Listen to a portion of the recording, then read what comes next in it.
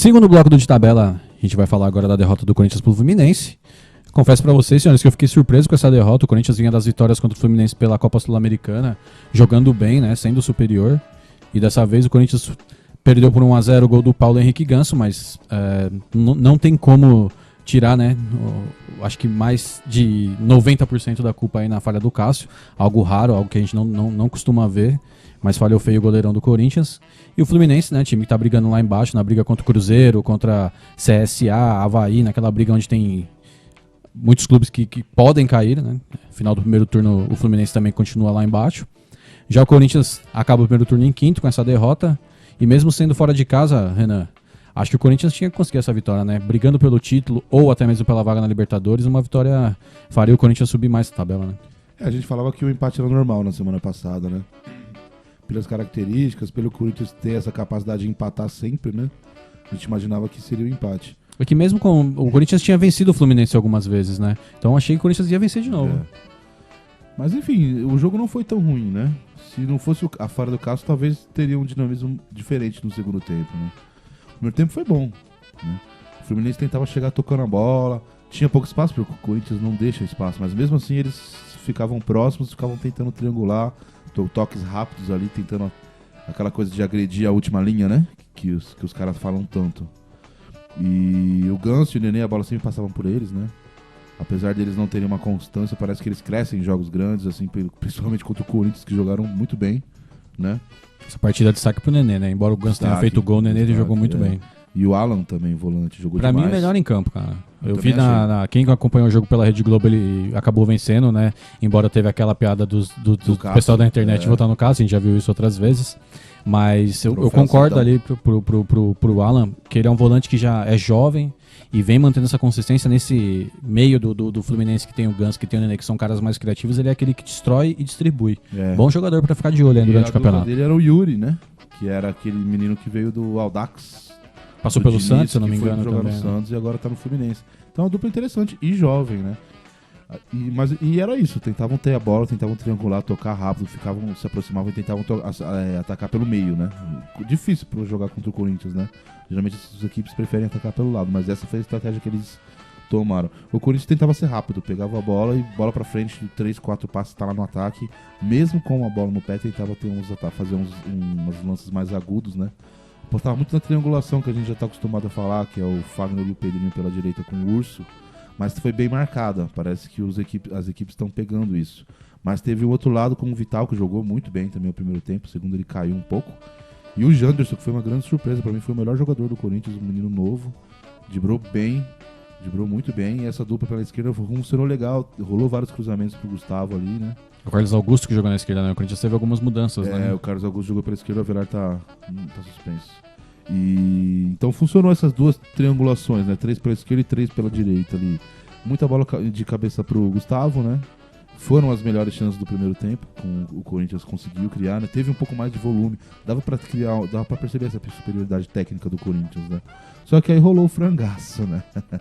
O Ganso, ele pegou a bola com muita liberdade, né? O Júnior Urso fez a movimentação errada.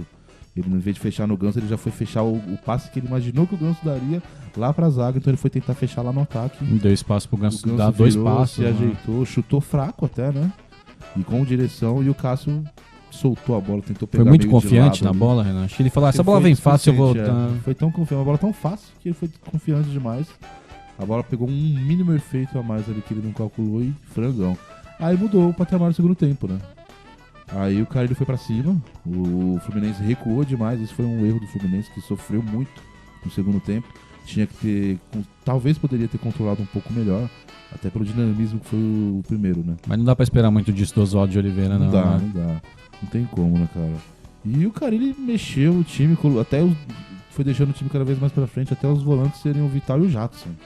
Então ficou Pedrinho de um lado, ficou Janderson do outro, ficou o Love e o Bocelli, né? Então era muito poderio ofensivo, né? E martelou, conseguiu várias jogadas interessantes, mas não foi o suficiente pra conseguir ultrapassar pelo menos o empate também, né? Ô Pedro, o Fluminense consegue essa vitória aí, freia, né? Um pouco o Corinthians podia subir na tabela. O que você achou dessa partida e o que você espera do Corinthians?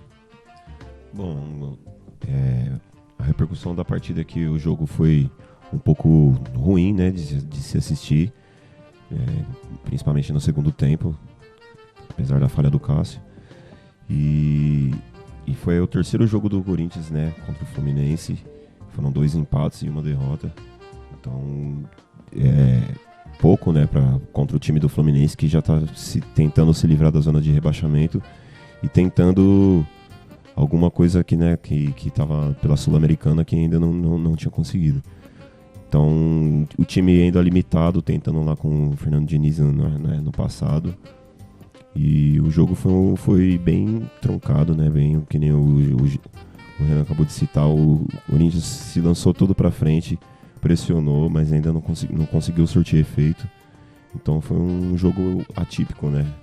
Tanto da parte do Corinthians quanto da parte do Fluminense também, de conseguir esse resultado com um chute até meio que despretensioso, né, do Ganso. Você acha que falha feia do Cássio ali, 100% culpa dele? Como que você Eu acho que ele foi muito confiante mesmo. Eu acho que ele pensou já na frente, sabe? Tipo, já encaixei, já vou sair no contra-ataque. E eu acho que desconcentrou um pouco. Já porque tava ele pensando no próximo passo. Ele tem crédito, né? Sim, apesar de ter sido uma falha no segundo jogo seguido, né? O Renan até comentou que houve comentários que ele chorou no vestiário e tudo, né? Se sentiu bastante culpado. Mas porque é o segundo jogo seguido que ele consegue atrapalhar os planos do Corinthians, né? Nessa questão do choro aí, do desabafo, acho que é mais pelos 3 pontos mesmo, né? Porque às vezes ele falha, o jogo acaba 1-1. Às vezes ele falha, o Corinthians ganha por 2-1. Mas quando custa os pontos assim, embora eu acho que o Cássio é um goleiro experiente, maduro, tenho certeza que no próximo jogo ele vai estar lá de cabeça erguida. Eu sei que isso não vai afetar ele, mas acho que na hora ali que bate, né? E eu vi no... eu acho que ele pensou assim... Ele viu que ele mudou totalmente o cenário da partida, porque o Corinthians estava criando um volume, né? Então ele viu que o segundo tempo totalmente modificado por causa dele, e ele tá lá no gol, lá vendo o time inteiro atacar sem ter trabalho nenhum. Então é um pouco agoniante pro goleiro errar, né? É o cara que não pode errar, né? Eu vi rapidinho no Globo Esporte hoje, que na hora do aquecimento, ele tomou uma bolada na cara, né, mano? Ele tomou um nocaute mesmo, ele ficou meio grog. E ele falou que o campo não era bom, né? Sim, o campo pegou e deu uma quicada e a bola pegou na cara dele. Ele caiu, desacordado, teve que receber atendimento. Um chute mesmo, forte, então. Bem forte. E foi um lance parecido. Ele entrou meio grog e tal. E foi um lance parecidíssimo. Foi um lance parecido, que a bola veio reta e quicou antes. Só que ele fez o movimento pra encaixar lá no peito. E como ela quicou seca, ela subiu e deu um cheio na cara dele. Eu não vi o lance, não, confesso que eu não vi. Você que viu aí, quiser dar sua opinião, comenta lá na nossa página. Que a gente quer saber o que você achou desse lance aí, se isso pode ter alguma influência, se ele mesmo, sei lá, entrou grog, sentiu alguma coisa. Porque foi bem depois, ele se recuperou, foi atendido, foi bem depois. Só um dia de azar mesmo. Tomou bolada, tomou frango e o time dele perdeu. Vou fazer a mesma pergunta que eu fiz do Palmeiras e Cruzeiro aí. O que tá mais fácil, o Fluminense cair ou o Corinthians ser campeão? Com certeza o Fluminense cair, né? Não tem nem o que discutir. Com certeza o Fluminense. E eu acho que já faz tempo que o Fluminense merece pagar essa B aí. E embora tenham muitos times à frente do Corinthians, e talvez isso seja o que a gente não coloque o Corinthians pelo menos entre os 3 favoritos, é que o Fluminense também, né, lá embaixo, o futebol ruim. Embora contra o Corinthians, na minha opinião, o Fluminense até tenha merecido um pouco mais a vitória, assim. Mas se acaba 0-0, ninguém ia reclamar. Não é futebol ruim, velho. Ele jogou bem com o Diniz, não tinha resultado, né? Futebol ruim de resultado, né? Mas tem o que mostrar o Fluminense. O Fluminense tem capacidade. Tem peças, né? O que eu vejo assim é que... Eu acho que tem o que encaixar. Eu não confio muito no Oswaldo. Mas eu acho que também eu confio na equipe do Fluminense, sabe? O que eu vejo assim é que o Fluminense e o Vasco... se o Fluminense cair, vai acontecer a mesma coisa que o Vasco. Eles vão tentar maquiar, tentar fazer de tudo pra subir, pra recuperar, mas não vão mudar a administração. E é o mal dos 2 times mesmo, é a administração. O Flamengo hoje é um time...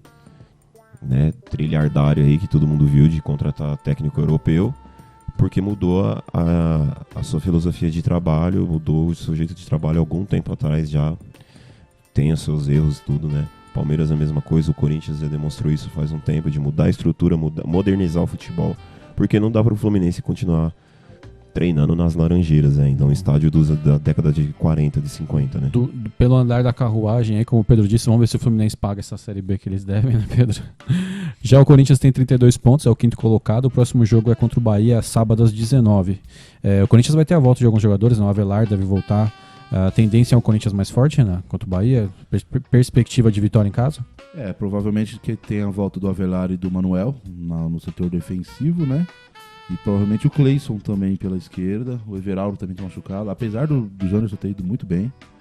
E, bom, jogo em casa. Embora seja contra o Bahia, que a gente Precisa- elogia bastante, né? Mesmo o empate já é ruim, né?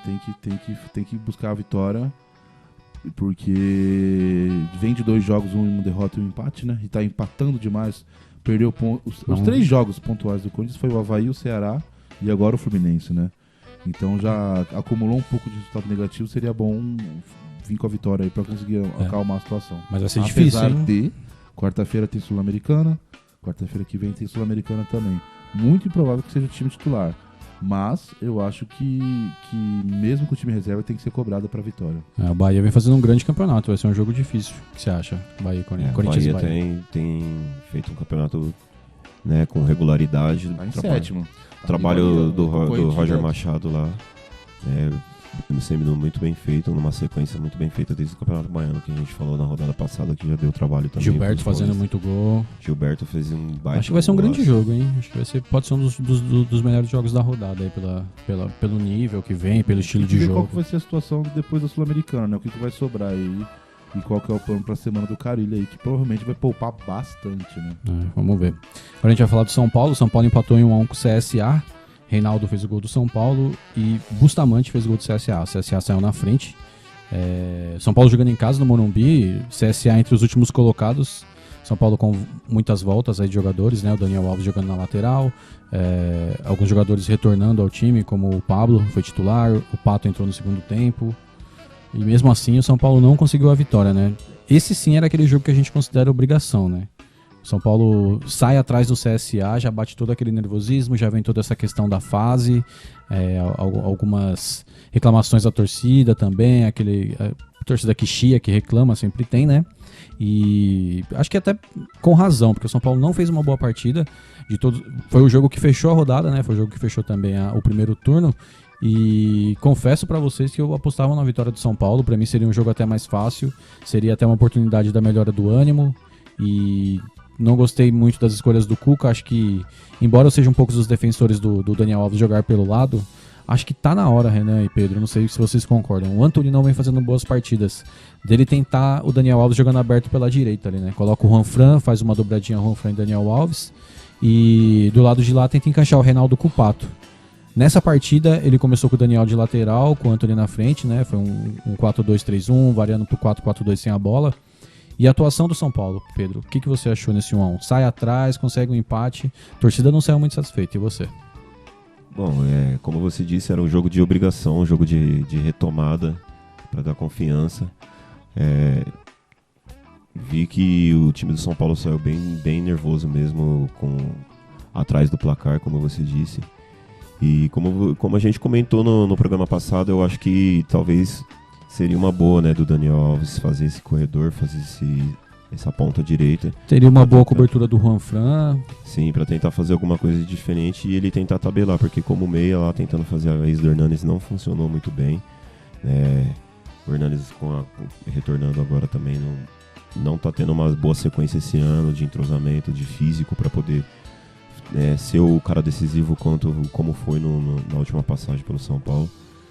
Então foi uma partida assim, bem complicada mesmo, e para mostrar um pouco de choque de realidade, como a gente disse, né, há um tempo atrás, que o São Paulo deu uma estabilizada, teve aquele ânimo, né, de troca de técnico, aquele ânimo do superastro que tá chegando e ter feito o gol, mas deu aquela estabilizada. E se o São Paulo não tentar melhorar, eu acho que vai ficar longe da zona de Libertadores, se não conseguir, assim, né.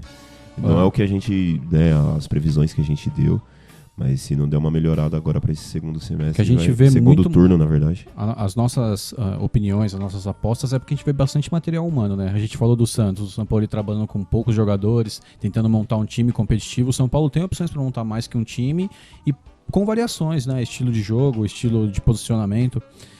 O Daniel Alves, depois do jogo, falou que jogando como lateral aqui no São Paulo, ele toca pouco na bola. Você acha que é isso mesmo? Você acha que ele não tem que jogar na lateral, embora seja a função e a posição dele? Não, eu acho que o São Paulo teria que pensar em colocar ele dentro do jogo. Ele é lateral, ele tem que jogar como lateral, ou como a gente disse ali, de ala direita, talvez. né, Quando você fala do São Paulo, você tá falando do Cuca, né? Ele que tem que achar o lugar do Daniel Alves. Sim, o Cuca, isso. O Cuca tem que, né, o time do São Paulo tem que... Porque ele é o bom do time no momento agora, né? O Hernanes não dá pra jogar dependendo do Hernanes, não dá pra depender do Pato de jeito nenhum, como a gente conhece. Você acha que é um momento de uma possibilidade de tentar uns 3 zagueiros e jogar o Daniel numa...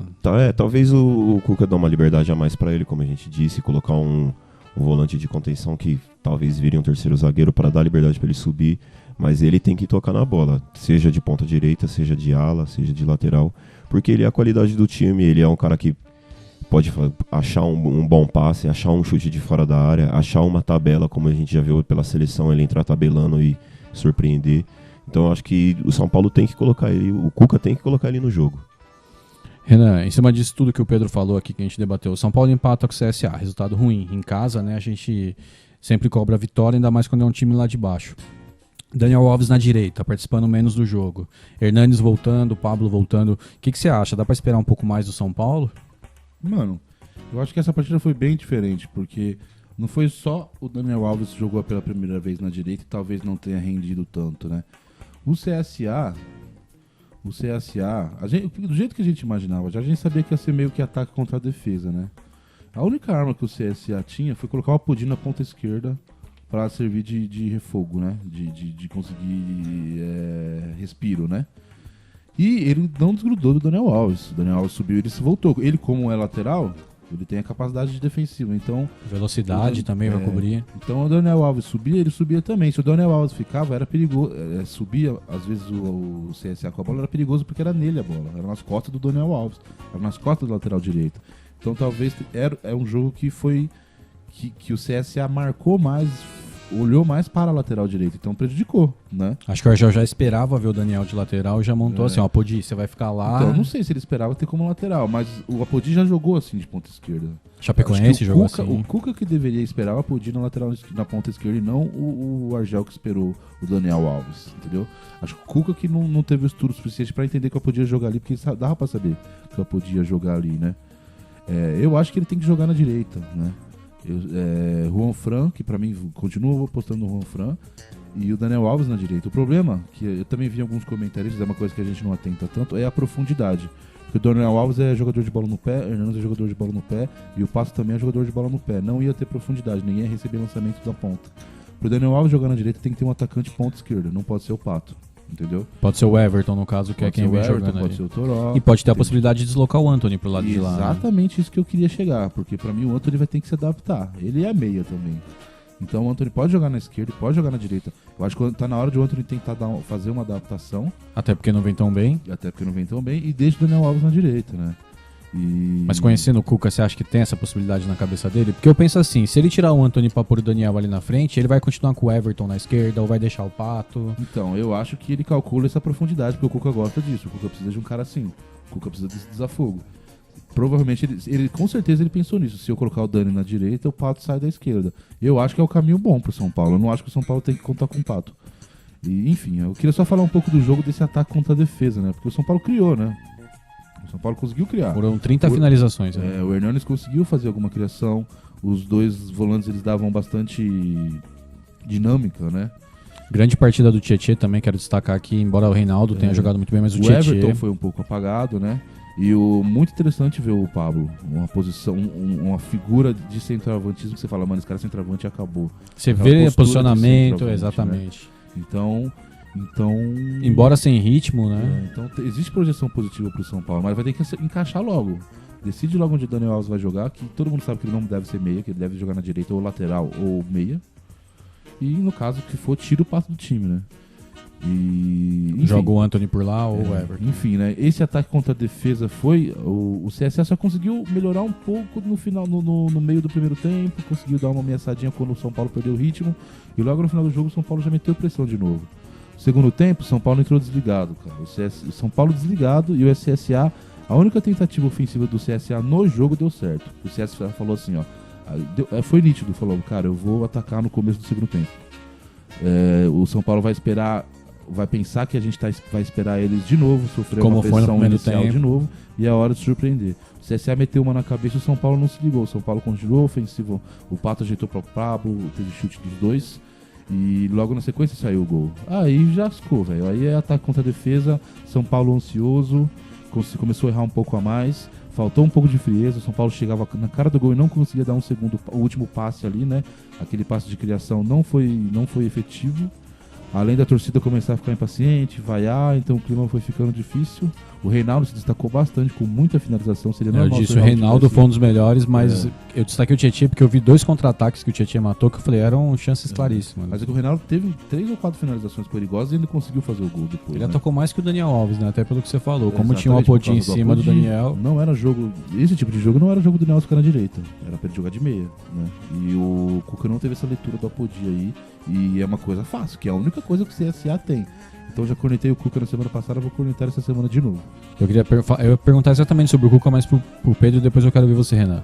O Pedro, você acha que o Cuca corre risco também? A gente falou que o Rogério pode não ficar nesse momento difícil, mas você acha que o Cuca corre algum risco? Não, eu acredito que não. O São Paulo não vai querer tumultuar agora o ambiente. Não tá correndo nenhum tipo de risco, né, no momento.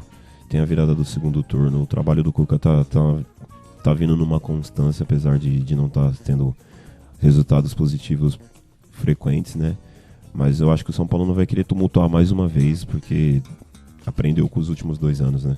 Que eu acho que falta o padrão de jogo o Cuca tem que achar o time, né? Acho que é um pouco mais isso que falta. Então, não encaixou ainda, muita gente machucada. Acho que agora que tá todo mundo de volta aí, 3 jogos aí, talvez seja um tempo limite pra ele tá completamente estabelecido como time mesmo. Bom, temos o segundo turno pela frente, né? A gente vai falar muito do segundo turno, você continua acompanhando a gente todas as segundas. Pra encerrar aqui, ó, o São Paulo é sexto colocado com 32.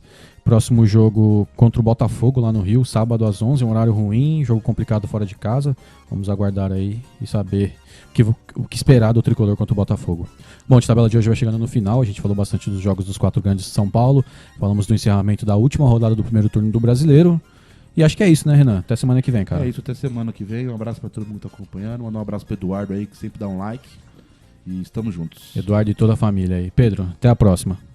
Até a próxima. Um salve pra quem está sempre acompanhando a gente. E um bom segundo turno aí pros paulistas. Achei que você ia soltar um pode crer hoje também. Pô, pode crer. Tava esperando. Bom, você que ficou ligado aí, comenta lá na nossa página no Facebook, Twitter, Instagram. Deixa seu comentário, seu like, sua opinião, sua crítica, sua sugestão musical também. Tá ligado que agora a gente termina o programa, mas tem 2 músicas pra você. Então fica ligado aí que semana que vem, segunda-feira, a gente tá de volta com a Pode Futebol. Até mais.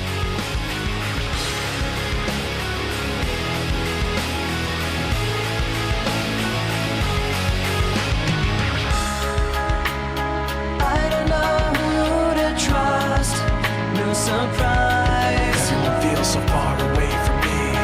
Heavy thoughts sift through dust and the lies. Trying not to break, but I'm so tired of this deceit.